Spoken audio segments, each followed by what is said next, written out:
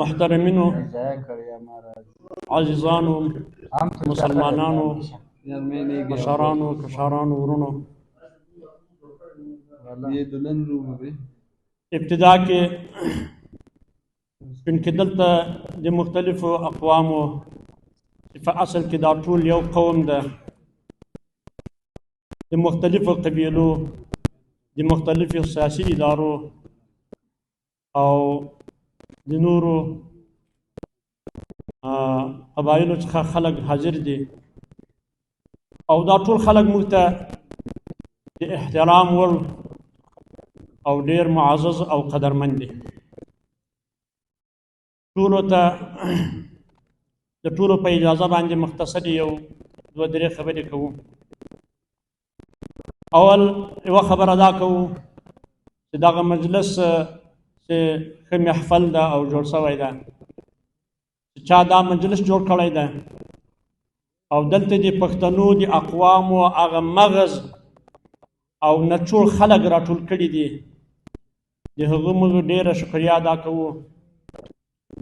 او کومو خلکو چې کومو مشرانو د موږ چې د قوم او د موږ مشران دي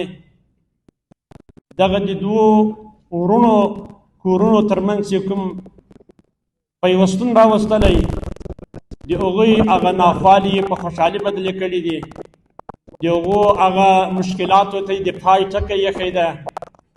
د دغسې مشرانو سایه د همیشه پر دغه قوم باندې او پر موږ باندې وي او د هغو موږ ډېره شکریه ادا کوو الله جل جلاله ورته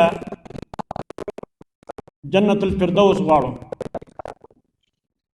او خو د دغه دوه خاندانه چې په منځ کې مشکلات وو د دوی په خپله پر دغه مشکلاتو باندې پښه ایښې ده او د مشکلاتو د دفاع ټکی ایښی ده دوی ته هم د الله جل جلاله نه ورته اجر غواړو او الله جل جلاله د دوی نیتونه خپل منځ کې نور هم سره روغ او برابر کړي چونکې دا زموږ د دغه ورونو یو ډېر خوږ مجلس او محفل ده او د خوشحالي مجلس او محفل ده او په دې مجلس باندې موږ ډېر ویاړو او افتخار کوو چې زموږ د قومونو د قبایلو داسې یو نچوړ او مغز مجلس راټول شوی ده هدف د مجلس او د دغه مجالسو اهداف چونکې مشرانو هم بیان کړل او هغه تر موږ نه زیاتې تجربې لري په ډېرو خوږو الفاظو کې یې ادا کړل زه به دا ووایم چې دا د اتحاد د وحدت یو مجلس ده دا د مسلمانانو خصوصا د پښتنو د قبایلو د بلوچو قبایلو ترمنځ د اتحاد د یووالي یو مجلس ده او داسې انګېزه ورکوي چې دغه مسلمانان ورونه دغه اقوام به د دغه خپل منځي ستونزو دپاره د داسې افاقي ستونزو دپاره به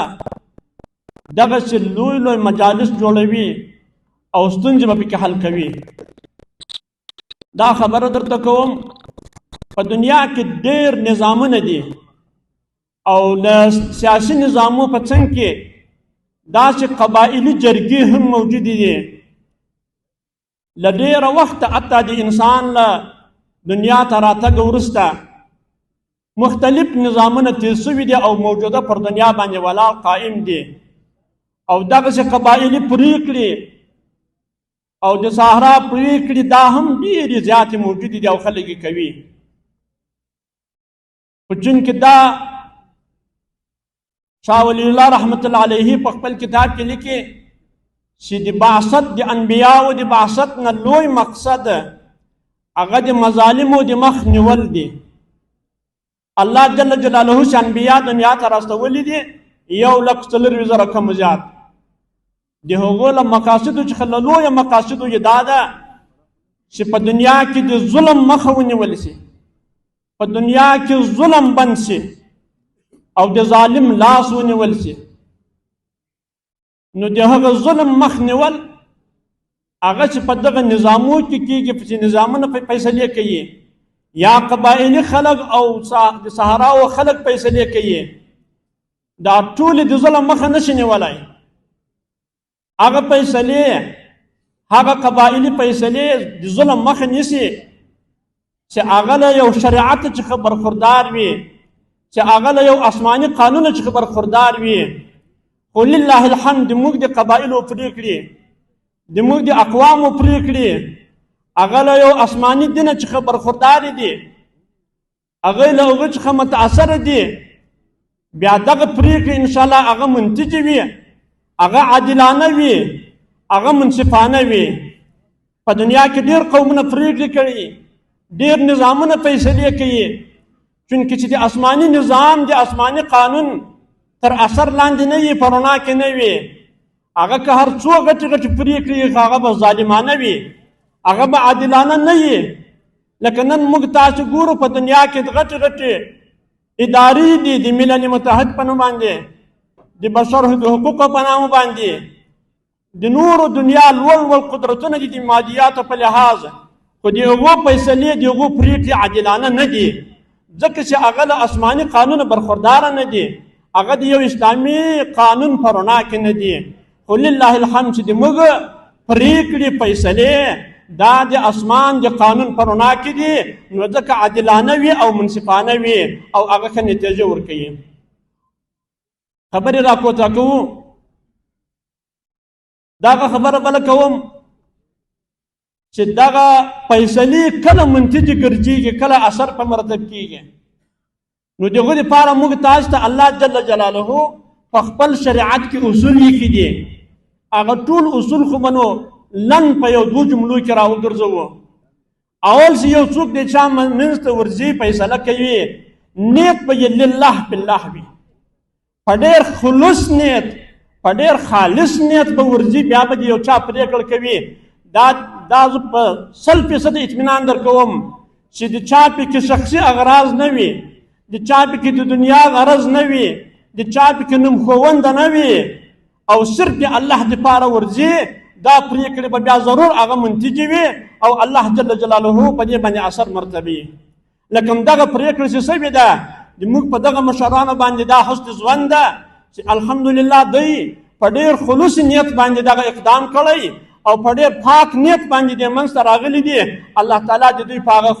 خبرو باندې اثر مرتب کړل، الله تعالی دا وکوله. نو په پرېکړو کې،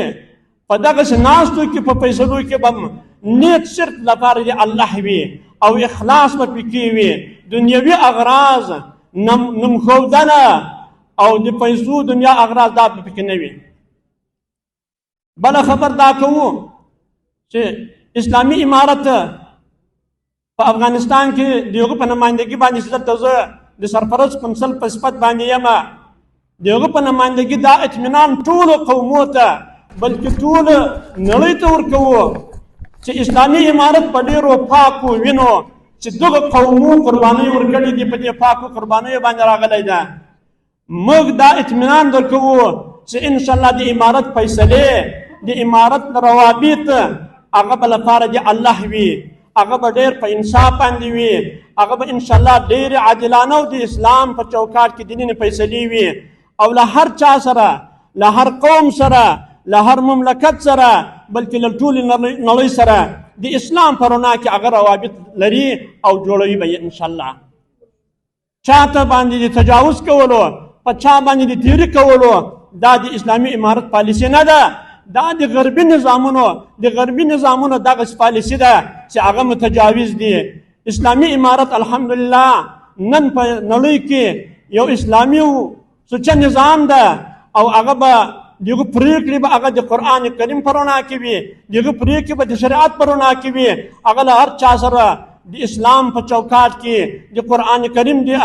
نصوصو په چوکاټ کې، د احادیثو د نصوصو په چوکاټ کې به انشاءالله د دوی تعلقات او روابط وي.